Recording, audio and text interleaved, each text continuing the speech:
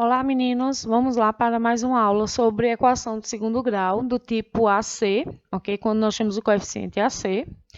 E aqui eu coloquei um pouquinho da nossa revisão com uma equação do segundo grau completa, que tem o termo A, o termo B e o coeficiente C, ok? Quando eu tenho esses três coeficientes, eu digo que ela é uma equação completa, ok, pessoal? Quando ela não tem os três coeficientes, ela se torna incompleta, quando falta o termo A ou o termo C, ok? Por que isso? Porque no momento que eu não tenho o termo A, ela se torna uma equação de primeiro grau, ela não é mais uma equação de segundo grau. E hoje nós vamos estudar quando tem o coeficiente A e o coeficiente C.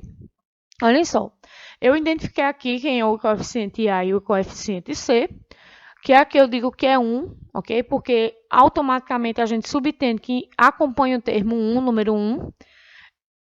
E eu tenho A, que vale 1, e C, que vale menos 49. Então, olhem só o que é que nós vamos fazer para achar os valores de x. Por que valores de x? Toda vez que eu tenho uma equação de segundo grau, eu tenho x1 e x2, ok? Tem que achar esses dois valores. Então, olhem só. Quando eu tenho uma equação do tipo AC, simples de resolver. Eu vou repetir o x ao quadrado. E o menos 49, ele vai mudar de lado. Se ele é menos 49, ele vai ficar 49. E esse 2 aqui, a gente tem que lembrar que ele, quando muda de lado, ele vira raiz... Desculpe aqui. Ele vira raiz quadrada.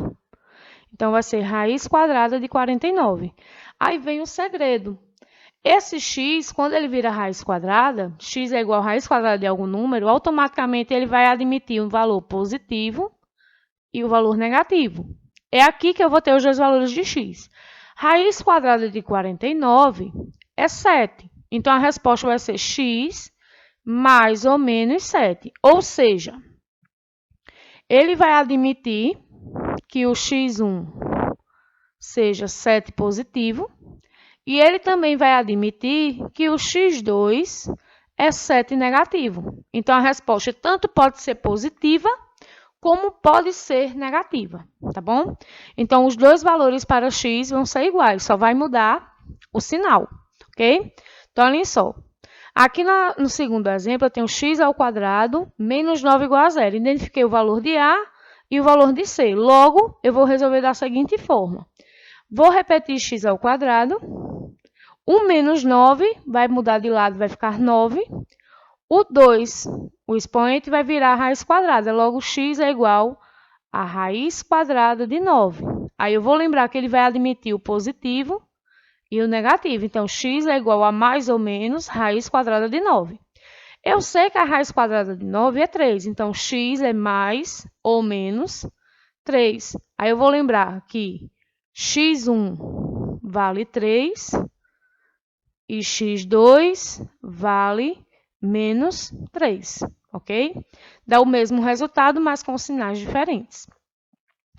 Outro exemplo aqui, identifiquei o valor de A, que é 2, e o valor de C, que é menos 32.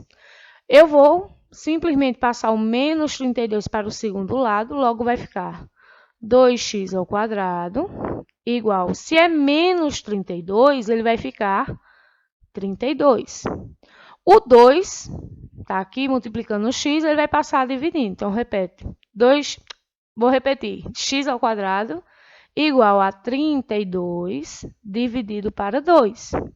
32 dividido para 2 vai me dar como resposta 16. Aí, eu vou lembrar que esse ao quadrado aqui vai virar raiz quadrada.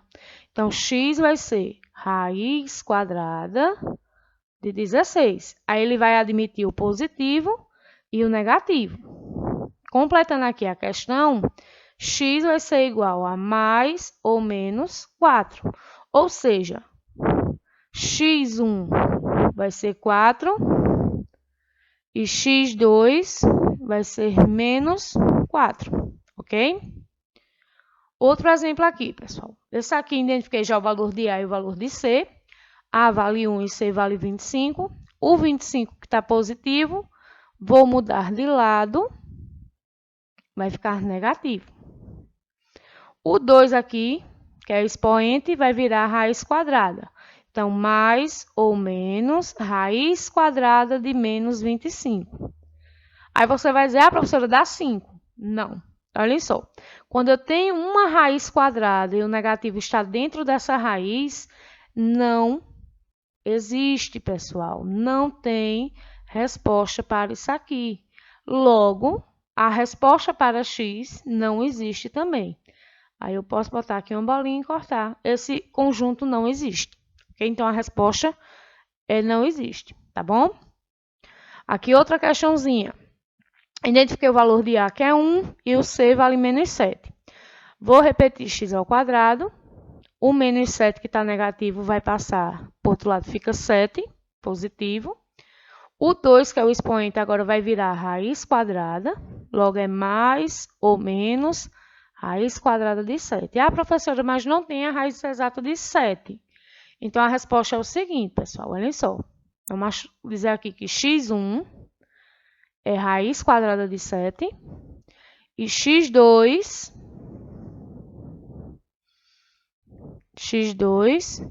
é menos raiz de 7. Então, a gente pode observar que quando o negativo fica fora da raiz quadrada, ele existe, a resposta. Ele só não existe quando ele é dentro da raiz quadrada, ok? Então, olhem só. Nós temos aqui uma atividade, a atividade da semana, ok? Que eu tenho o seguinte. Na primeira questão, você vai encontrar o valor de x. Aí eu tenho aqui A, B, C, D e E, ok?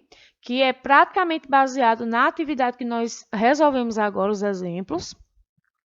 E eu tenho aqui a segunda questão, que diz o seguinte. Encontre o valor do número real x em cada caso. Aí, letra A. O quadrado de x é igual a 16. Olhem só, quando eu digo quadrado de um número, pessoal, quer dizer que esse número está elevado a 2, é ao quadrado. Então, é só substituir e resolver. Por exemplo, na letra A, vou resolver só a letra A aqui, ó. O quadrado de um número, ou seja, x elevado a 2, é igual a 16. Pronto, aqui eu resolvo. X é igual a raiz quadrada de 16. Aí, mais ou menos.